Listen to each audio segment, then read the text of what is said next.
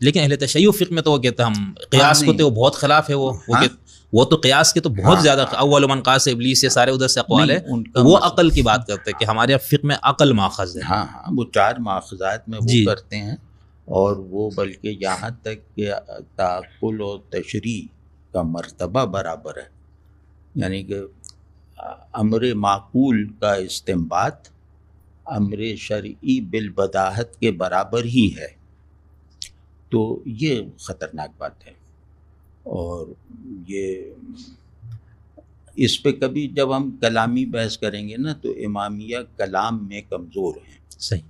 اور اس کا سبب یہ ہے کہ انہوں نے اپنے موقف کو اپنی اینٹوں سے نہیں بنایا. پہلے معتزلہ کے چکر میں پڑے رہے، پھر معتزلہ سے بھی اصول لیا ہے عدل کا، پھر ادھر ادھر وہ انہوں نے معتزلہ کا تصور عقل ہے یہ. تو اب ہم دیکھیں